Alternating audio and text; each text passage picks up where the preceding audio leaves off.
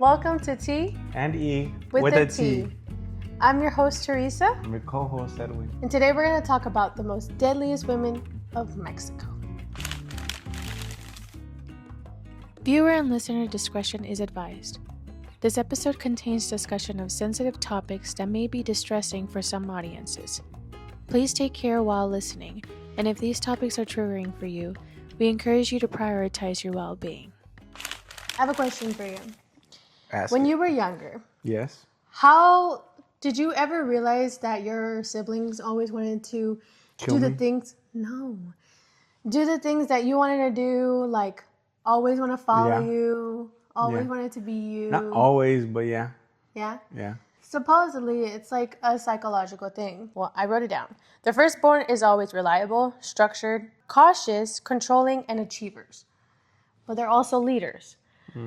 So I've realized that as firstborns, because we're both firstborns, we're kind of the example of our siblings. We always want... Our siblings are always wanting to be kind of like us, but in a way because they look up to us, especially if they're a lot younger than you. So I don't know, with you and your siblings, you guys are not that far apart, right? You're like we're like 2 years apart. My siblings were 5 years apart. So I would do things more because I was a teenager. So they were like, oh, no, I want to do what Dad is doing. Like, I want to go out. I want to hang out with my friends. Like, I want to talk on the phone, like things like that, right? The middle child is always a people pleaser, somewhat rebellious, thrives in friendships, has a large social group, and a peacemaker. Wow. Do you think that that's your brother? Yeah, that's definitely my brother, yeah. That's kind of my sister. Really? A little bit. So the youngest is more fun-loving, uncomplicated, manipulative, outgoing, attention-seeking, and self-centered. Mm-hmm. Does that sound about right? Sounds like my sister. Sounds like my sister. Vicky, if you're watching. So basically every sibling, or it's not always the case. It's not everybody. It's just the majority. This is how they kind of turn out. The firstborns are like this, the secondborns are like this, and the third ones are like this, right? Mm-hmm. So, but that being said, one thing that I also noticed, because that's something that happens within us, and as we grow up as like siblings, we kind of keep that going in a way, but we don't. It's not as much as how it was when we were younger.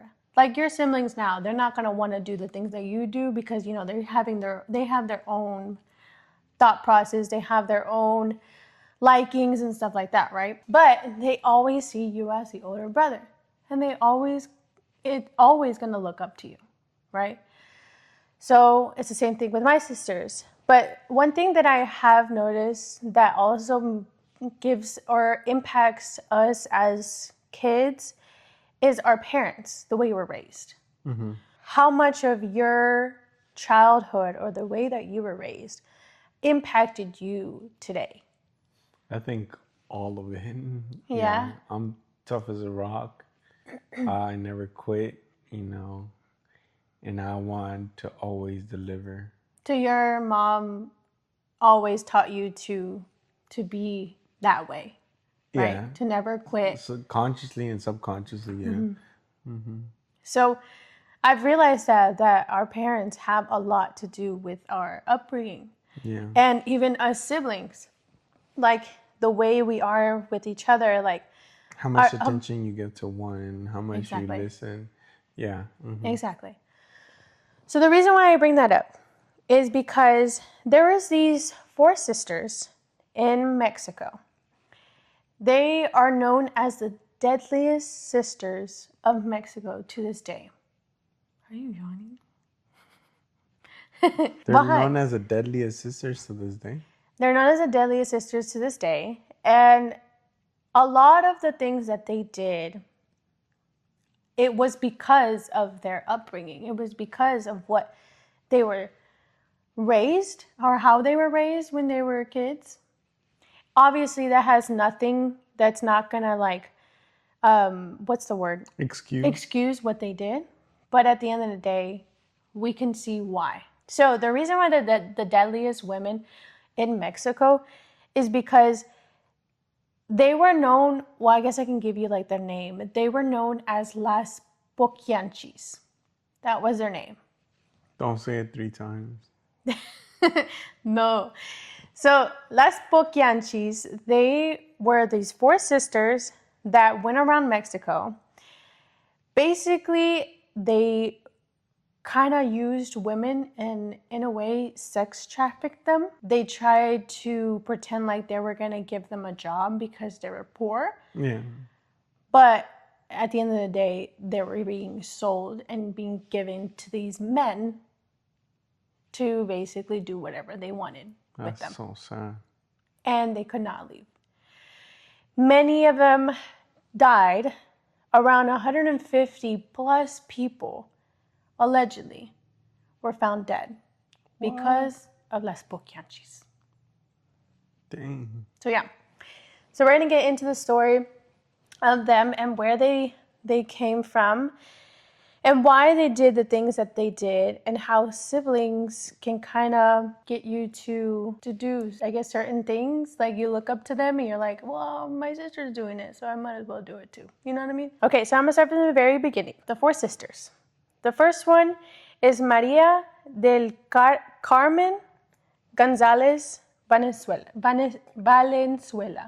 Sorry, my Spanish is not that good. So she is the firstborn. She's the oldest, right?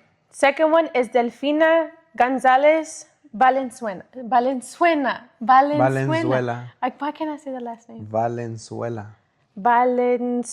Okay. The third one is Maria Luisa Gonzalez Valenzuela. Mm-hmm. Okay. And then the last one is Maria de Jesus Gonzalez Valenzuela. They were born in El Salto de Juanacatlán, Jalisco, Mexico. Okay. Their father's name is Isidro Torres. Torres. He was a local policeman. Okay. Their mother's name was Bernardina. Bernardina. Something like that. Bernardina. Venezuela. I promise we're Hispanic. Okay. And she was basically a very hard Catholic. So she was very strict on that. And so their parents were very strict. So they always told them, hey, you cannot wear anything that exposes your body. You can't wear makeup, things like that. So they always had them looking, I guess, not girly. They didn't want them to be so exposed to men. Yeah. Like catch attention, basically. So provocative. Yeah. Their father was super strict. So you know how he was a policeman, right? Mm-hmm. So whenever they would get in trouble, he would have them just put him in cells. Like, you know how in prison, he would just put him in there. For what? Just because I don't know, maybe she's talking back. I'll do that with my kid. No. We'll have a talk. I'll put him in my... No, but he was being serious. He was to the point where he was like, hey, if you don't misbehave, I'm putting you in the cell. Well, I don't think he would even tell them that. I think he would just put them in the cell, right? Mm. So if, say, they talk back, you're going in the cell. So things like that. That's how he would basically discipline them. Mm-hmm. So they couldn't interact with boys. They were not allowed to talk to any boys. No boys at all. And if they told the mom, hey, my dad's doing this, or my dad beat me, or my dad put me in the cell, the mom would just be like, just pray about it. What? That's so sad. Why would your mom tell you that? When your husband is literally putting your kids in cells overnight. Overnight? It wasn't for a little bit. For 5 minutes, you're in timeout. No. It was literally the whole night. They stayed in the cell. Yes. What the hell? Exactly. So, and the mom was just just pray about it. So that was her way of trying to help her kids, but whatever. So he would also even make the sisters watch other people that he imprisoned, and he would torture them and he would have his daughters, watch him torture them. So we don't really, none of the articles, nothing really says what age or how old they were at this time. All of them were all of them were 2 years apart, but we don't know how old they were when he was like putting them in cells. We don't know how old they were when he was like torturing them in this type of way. We have no idea. But we just know that is what happened. Allegedly, obviously we're not 100% sure, but that's what allegedly has been said. Carmen, which is the oldest one, she wanted to escape. So in order for her to escape, she had an older boyfriend. So a lot older than her. Don't know how old she was at that point. But he was a lot older than her, and she ended up escaping, allegedly. And then their father found out that she escaped, and he found her, grabbed her by the hair, dragged her back home. And that's not hypothetically speaking. That's literally, allegedly, obviously. But allegedly, he grabbed her by the hair and pulled her back home. He left her in the cell and, kept her in there, right? So the father his abuse was like his power. He would do this a lot, especially because he was a policeman. He wouldn't just do it to his kids. He would also do it to, civilians, like people that he would arrest. Just to discipline them? Yeah. So one day, he had an altercation with this man. And there's a situation, I believe he was on the job, and he shot him in the back and killed him. Mm-hmm. And so this was the father, right? The father of the sisters. So he killed the man, but he didn't think, oh, let me pay for my consequences. No, he wanted to escape. So he took his whole family and they left where they were at, which was Jalisco, right?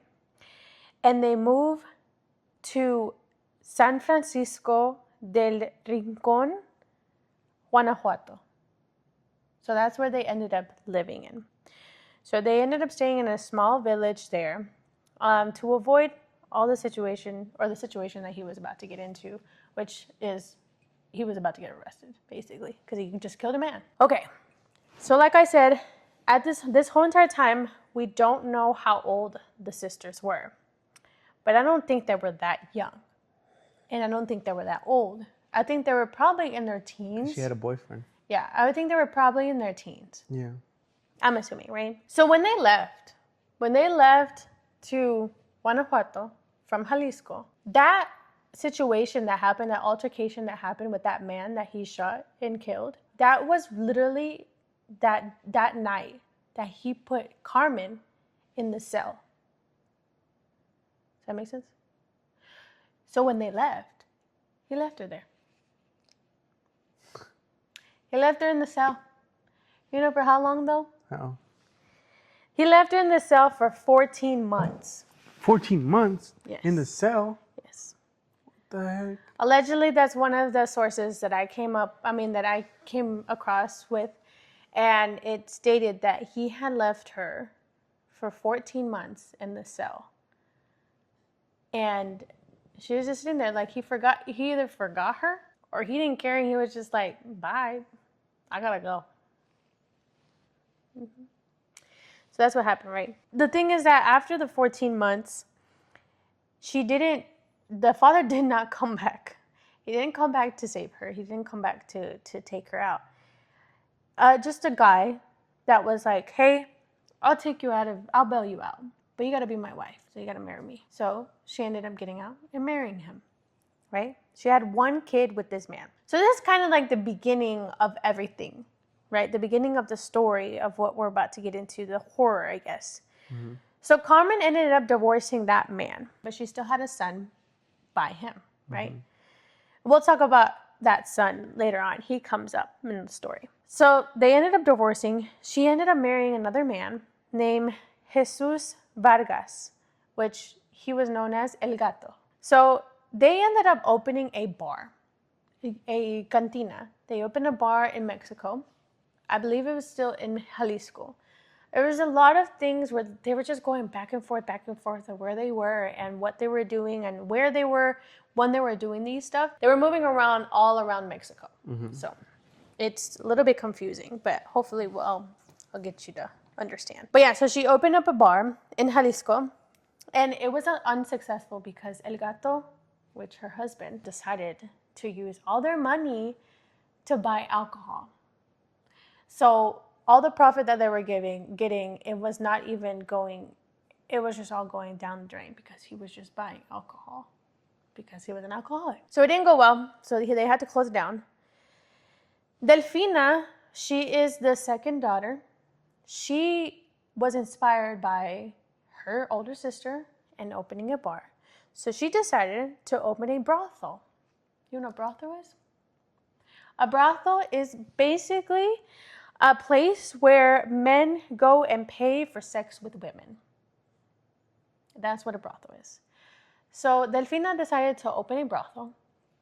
And obviously this is not... Child? What? Second child or what? This is the second one. So she was looking up to her older sister, Carmen, right? But she wanted to open a brothel. So she opened a brothel, which is very illegal where they were at. But they disguised it as a bar. So this she opened on her own. At this time, they ran away from, their parents. So they were tired of the way their dad was treating them. And I think their dad was just like, okay, whatever, I'm done. So he didn't really care too much at this point because he never went to look for them. Delfina opened a brothel and she ran it on her own. And that's when she started kidnapping women. She kidnapped these women to force them to work for her. So she's using these women to basically get clients, to get people to come into her brothel, to get men to come into her brothel. Now, you know who her clients were? Who? The main ones? Let me tell you. Politicians, soldiers, police officers, those were the most of her clients. Which those are the ones... They enforce the law. Yes. And this is illegal. This brothel is illegal. But they disguised it as a bar. So they knew what was going on.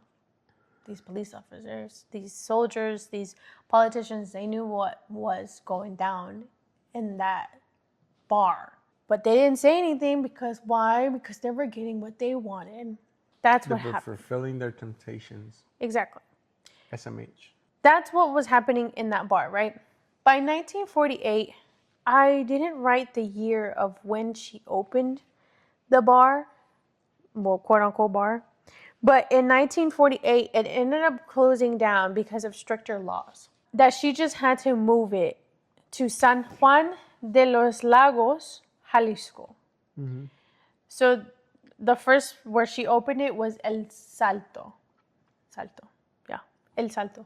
Mm-hmm. That's where she first opened it. So she had to move it. Saltillos, right? No, El Salto.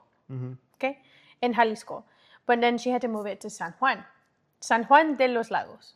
Okay, so that's where she ended up moving it. She ended up naming this brothel Guadalajara de Noche.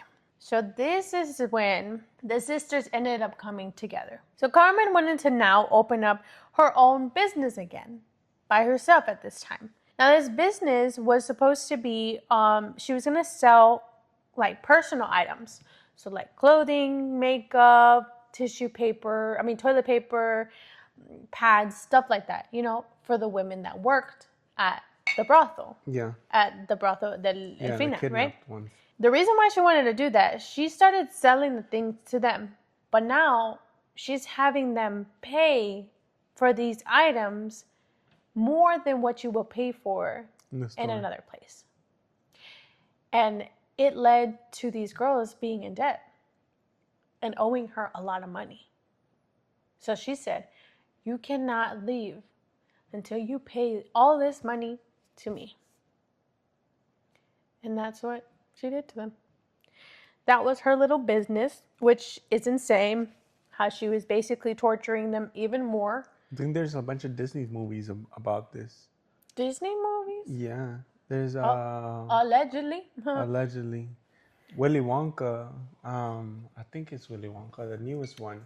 This is Willy Wonka's in debt, and he has to stay in there and work in the laundry. Oh, And he's the like new super in debt. one. Yeah. I know what you're talking about. Yeah, and then there's other situations like that you're in debt It's and you similar. have to. That's weird. Yeah. Yeah.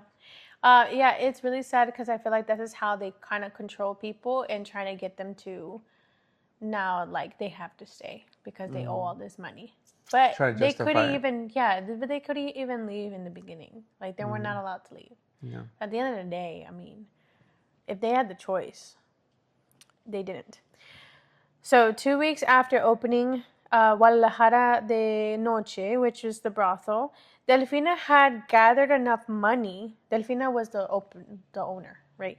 Delfina had gathered enough money to move her workers, sisters, and business to San Francisco de Rincon, Guanajuato. You remember how that's how they moved from Jalisco to Guanajuato when the dad was trying to escape? Yeah. But she ended up moving her business there. So like I said, they're moving all around Mexico. So it's going to be a little bit confusing. That's where the Martin's waiter was from, San Francisco. San Francisco de Rincon? I don't know about Rincon. Oh. But Guanajuato? San Francisco. I think so. Because there's a San Keep Francisco going. in California. Keep going. The chocolate's wearing out. Okay. Okay. So there the brothels were legal. So now they didn't have to disguise it anymore. Las Vegas. Las Vegas. Come on, keep going. Okay. All around Guanajuato, they open up about a couple or a few brothels. Dang. Yes. So And now they were called brothels. yes, now there were brothels. They were known as brothels because they were legal there. Dang. At that time, at least. One of the brothels that they bought belonged to a man, and he was known as Poquianchis.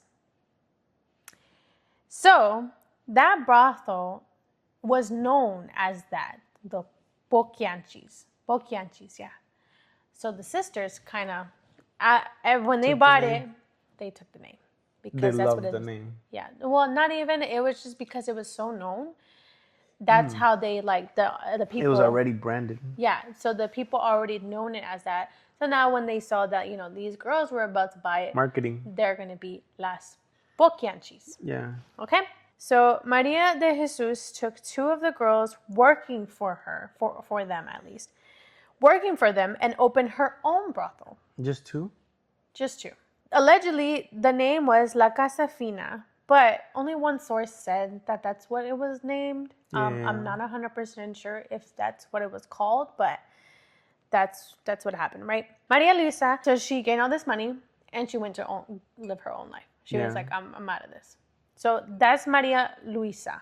Okay, she's like, I think the third. No, she's the last child, no? She's the third child. Oh, Luisa. So the way they recruited these women to get recruited. Yeah. The way they recruited these women to be in the brothel, Yeah. they would go to poor communities. Yeah. And they will offer them jobs. They'd be like, hey, especially young women. Yeah. So 14, 13, 12. Yeah, that's common back in the days. Doesn't even surprise me. Yes. So they would go to them and be like, hey, do you need a job? And they'd be like, yeah, I need a job. Like, I want to help my parents. Yeah, my parents provide for me and my siblings, right? And so they'd be like, okay, I can get you a job. But you have to stay where we're at because you want to make enough money to be able to provide for your family, and you can't keep going back and forth. You have to, yeah, like to get more hours kind of deal. Exactly. And it's too far of a drive and everything. Exactly. So they would paint it a pretty picture. They would have the parents sign off of it. They would be like, yeah, let them go. Like if they're gonna, So they let them go. But they didn't just pick random girls. They picked the prettiest girls. That's always the case, right? They picked the prettiest girls, and they made them. Well, they offered them to be maids and waitresses. They went. Of course they would. They're for a better life, right? The American dream. This was in the 1950s, like I said. So they kidnapped these women, and when they brought them to the brothels, one source says they were raped, drugged, Oh my goodness. and showered in freezing water, and they were put to work that night. Yeah, that's what they would do to the girls, allegedly.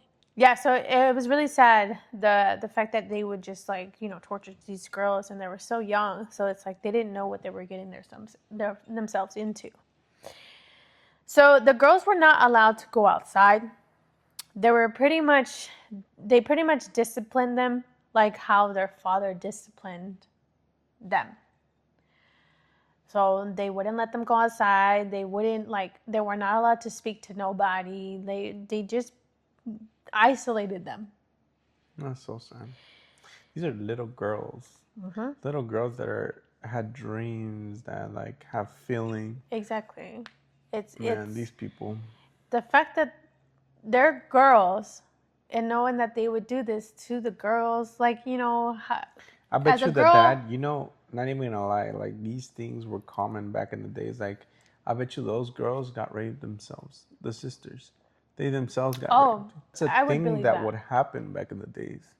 Like, that's why you got like all this machismo, and that's why you got all this feminism. Yeah. You know what I mean? There's all this beating and stuff like that a bunch of people back in the days did, and now people are suffering the consequences. Generational sin. It's so sad. It's so sad how much this was just let go. Like, nobody did nothing. Like, you see how there were soldiers, nobody ever there did were politicians, anything. there were police officers that were in there okay with whatever was going on, but it was illegal. That was your pleasure. But that's just horrible. I know, but still, that's their pleasure. As a human being, like you gotta keep it in mind. These are people that are like, well, I don't know if they're like treating them well, but I hope they're treating them well. You gotta keep in mind what they saw. They went into a room that was probably well decorated. Yeah. The girl was well washed, and she was right there just sitting, waiting for the guy. Terrible, but that's what they saw. I was like, oh, okay, they're living good. You know what I mean? But like, probably they were like, probably like Woodstock 69, Woodstock 99 conditions. You know what I mean? Mm-hmm. Yeah. If you don't know, go see it on Netflix. You're advertising something Terrible. Else. Go to Meraki, get a haircut. Women and men, 30% off. Okay, so it's so depressing, right? It's so depressing that they would do these to young girls. Save us. Yeah. Forgive us. So they told them what to wear and how to wear it. They kept them in terrible conditions. They told them what to do. And even Delfina, remember the oldest? Yeah. The second oldest? The second oldest. Her boyfriend was also in it. And also her son. Like, torturing them. Of it. They see everybody else doing it. If you don't do it, then you're gonna be like an outcast. You're probably they're gonna también. They're gonna search traffic men too. I don't know. It doesn't surprise me, but at the same time, it's like, why? That's evil for you. But yeah, so the son. I blame Eve. So her son was, baby. She ate the apple. Baby.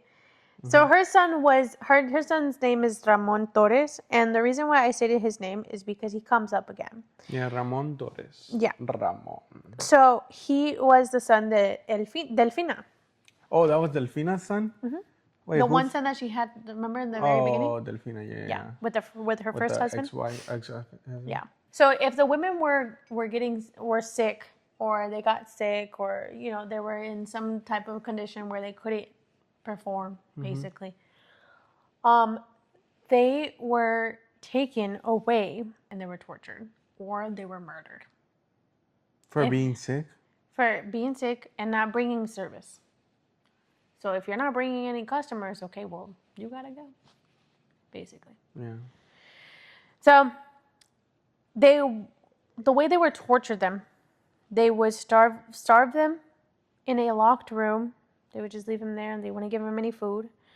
Other girls would be made. They would just murder them, or they would. How many beat died them. Again? 101. around 150 plus people.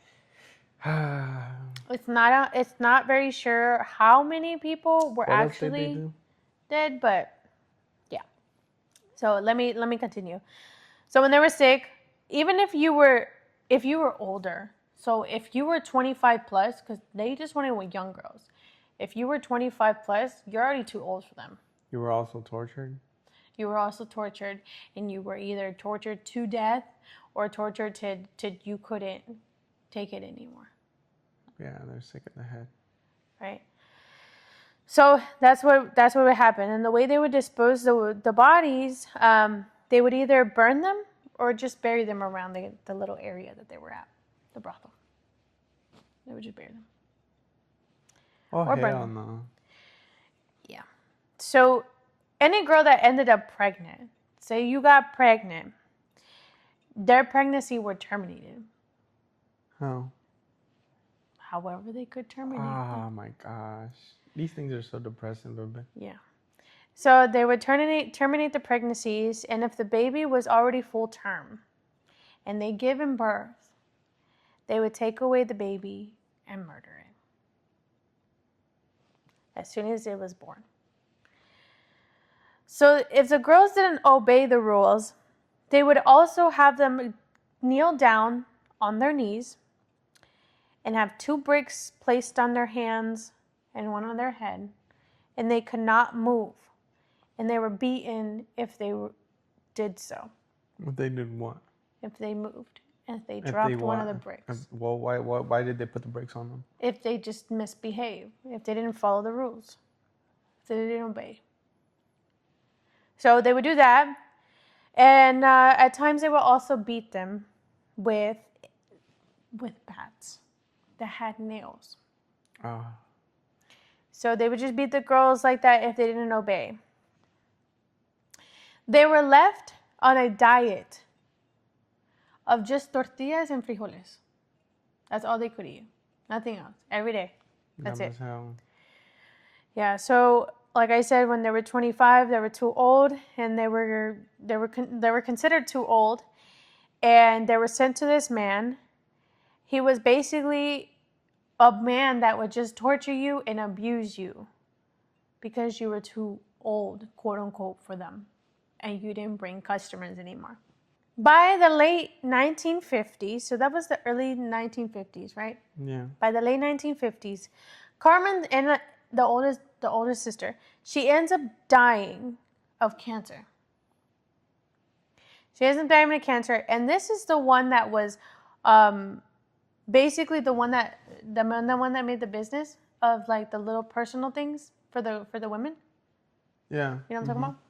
So you know how like all those girls owed her so much money? Yeah. Well, Delfina ended up finding the notebook of all like the calculations and all the stuff that the cuentas. Yeah, like the cuentas. Delfina didn't know how to add. So she was like, okay, well, I guess you don't owe her nothing else because I don't know how to add these numbers, so you guys are good to go. But in one condition, please just pray for my sister. Basically, not good to go like you're able to leave. Good to go like it's like you don't owe no money. Oh. Yeah. Uh-huh. I was about to say. She wasn't that nice. Yeah. She wasn't that nice. It's just because she didn't want to humiliate herself and she didn't know how to add. Yeah. So she was like, whatever. You don't have to owe anything. So, yeah. Whatever. Continue on. So, yeah. So, like I said, Carmen died of cancer. Maria Luisa was already gone. So, now it's just 2 sisters. Mm-hmm. So, it was Maria de Jesus and now Delfina. So, now there's only 2 sisters left. Yeah. So, this kind of set them back because now it's only 2 of them and they just open like 2 or 3 brothels. They probably have like a bunch of, yeah. So they have a lot of people to kind of move around. Yeah, move around. So by 1963, Ramon Torres, he kind of makes it worse. Remember Ramon Torres? He's Delfina's son. Oh, son. Yeah, remember? The one that from the ex-husband. Mm-hmm. So he got in an argument with a police officer. He was a police sergeant at a bar. Who? Ramon. Ramon was a police sergeant? No, Ramon got in an argument. With a police sergeant. Yes. He was a police sergeant. Yeah, there you go. I Yeah. thought you were saying he's a police sergeant to No. Ramon. Yeah. Ramon got in an argument with a police sergeant. Yeah. Yeah. And Ramon was shot and killed inside of a bar. How do you make it worse? That's a good thing. I mean, I guess a good thing for less evil. It's a good thing Less for management. us, or for those girls, but it's a bad thing for Delfina and Jesus. Maria Jesus. So, de Jesus. Yeah. So Not Maria Jesus. No. Okay. Jesus, so Delfina was saddened and by the situation, right? Because her son just died. Yeah. He was murdered. Yeah. So she went to the bar where he was found murdered, and she went up and shot up the place, trying to find the man, but he wasn't there. So she ended up, running away. Yeah, she ended up running away, and she went hiding in Guanajuato. Guadalajara. God. Hi, Bebe. It's all of these names. Keep going. Okay. So they went and they tried to, find her and look for her. So they ended up finding her because obviously it wasn't that really hard. And they ended up finding her, but they only arrested her for having a possession of a gun. Not because of everything else that she's been doing. You know why? Because the judge used to go to Las Poquianchis. Las Poquianchis. Okay? And you ask their parents, do you guys know Las Poquianchis? You think they went to Las Poquianchis? No, but it's a big story. That's what I was asking. Anyways, continue. The next day, the inspectors ended up going to the Guadalajara de Noche, like their brothel. Guadalajara de Noche, that's Maria de Jesus. Baby, the name of the brothel. No, that's Maria de Jesus is Bronco. Bronco? Brothel. Brothel. Baby. What do you mean?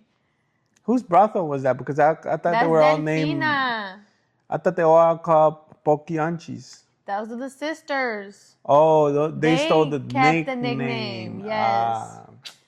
I thought they named the place Los Poquianchis. Yes, but that wasn't the one. This was the very first one. Different names. Yes, so this was the very first one. one. Remember, Okay. Guadalajara de Noche was Delfina's. You expect me to remember that name? Bebe, I told you got to keep up. There's a lot of names. There's a lot of places. Imagínate tú, Let me continue. Okay, so they ended up going to that brothel, right? They ended up just closing it down. Now, in January 1964, Maria de Jesus is still on the run. What is she running from? Well, the fact that her sister is not arrested, it's like now she's doing this by herself, and they're trying to find out what's going on. You didn't say that. So that's why I said the inspectors ended up closing down the... Yeah, but they didn't know why. The brothel. I'm assuming from... They found out why. They're starting to find out what's going on. Yeah. Right? Human rights. So she's on the run. She captured the girls. She took them to another place. And now, they're literally even more... kind of being more tortured. Because now they're just keeping them in the room and they can't even get out of the room. So the brothels are not even going on anymore. They're just, going from place to place. And also she was keeping the cool girls? Yeah. So also, I forgot to mention, when Delfina was on the run from, the situation, her shooting up the bar. Yeah. So her sister was hiding her. So when they found out that her sister was hiding her, then obviously you're not supposed to hide people that are being are they're trying to arrest, right? Who hit her? Her sister. Maria you think that's why she was on the run? So I'm assuming that's why she was on the run, right? So this whole situation was happening, and so now she still has the girls. She's captured. She's still has them in a room. Running. Yeah, so they can't go anywhere and all this stuff, right? Well, one day, January 1964, Catalina Ortega, she was one of the girls that was working as like in the brothel, she managed to escape the room that she was staying in. Yeah. And she went to look for a police station. And that girl was kidnapped in that brothel for 3 years. Yeah. She was one of the youngest girls there. She was probably about like 14, 15 years old. Yeah. So she ended up escaping. She found a police station, and she was all in like dirty clothes. She looked so malnourished. Like, she just looked horrible from what they say. So as this happened, they went to the brothels, and they ended up finding Maria de Jesus and all the girls that were there. Yeah. But they also ended up finding 90 bodies that were buried around the brothels. 90. That's not including the bodies that they burned. So that's why I state 150. That they killed around 150 plus people. So 60 people burned. Dang, that's crazy. Allegedly. Don't sue us. Te dedo. Hold on, let me continue. Hey, no. So they, like I said, they already arrested Delfina. They arrested Maria de Jesus. Maria Luisa ended up getting arrested as well. But it was only because she came to visit her sisters. ¡Cocha! Vení para acá. Te voy a decir lo que está diciendo tu hermana. ¿Quieres que el cuarto de la otra hermana? And they arrested her too, but not for the situation that was happening, for the brothels. They ended up arresting her for Satanism and witchcraft. Satanism? Yes, Satanism and witchcraft. That's why they arrested her. What evidence?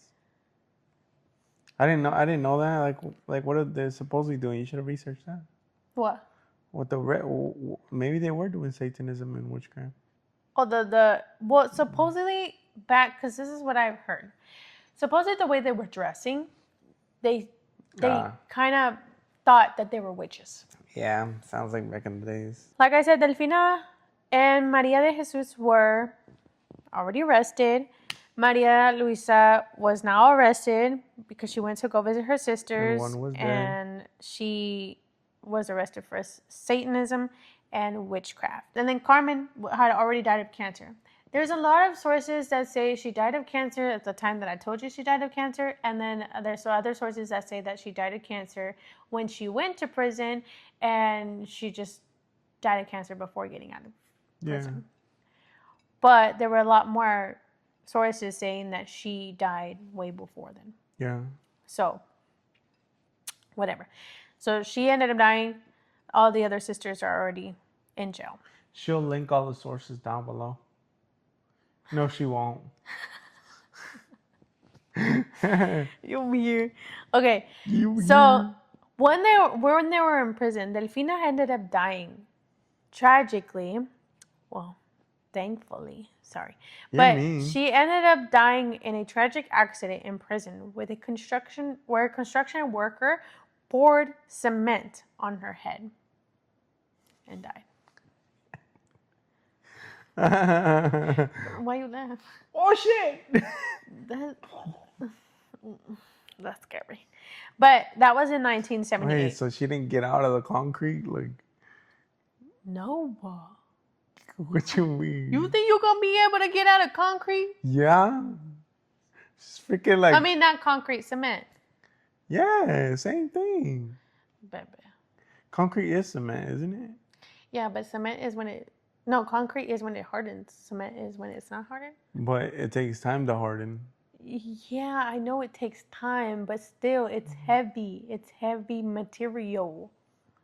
But it's like if you were buried in mud. I guess. Like quicksand, you're talking about? Well, that too. So it's just, that's how she died, right? So she died in prison because of that situation. That's Delfina. She was the second oldest. Maria Luisa ended up in a mental institution. She ended up just going crazy. And Maria Luisa. Yeah. They were all Maria, except for one. Oh. But Maria Luisa ended up in the mental institution because she ended up just going crazy. That's the rich one. No, that was the rich one, right? She's the one that left. She probably took some like drugs and stuff when she had all that money. I don't know. She ended up dying there a little bit later, though. Maria de Jesus was released after her sentence, and she was only sentenced. Well, all of the three sisters were sentenced only 40 years. Yes. That was the maximum sentence back in the days in Mexico. 40 years was the maximum sentence if you murdered someone. 40 years? Mm-hmm. And she was out? What, she was like 90? She ended up getting out. Mm-hmm. She was like 90 years old? Like I said, we're not 100% sure how old they were, but I don't think they were that old when they started this whole process. What if they started like 20 years old? They were probably in their early 20s. 40, that's 60. They're still alive. No, they're not. The two sisters You died. should look up a picture. We should look up a picture of the last. I'm not done yet. Okay. She was never heard again. She was never found, but allegedly she had passed. Amen. Why you laugh? Because why you say it like that? So they all passed away, but they ended up leaving such a crazy fingerprint. What's the word? Like when you leave something behind. They left some crazy fingerprint in jail? No, what I mean, like when you leave something behind when you pass away. They left the print of finger. No, what is the word? They left a line. Imprinted? No.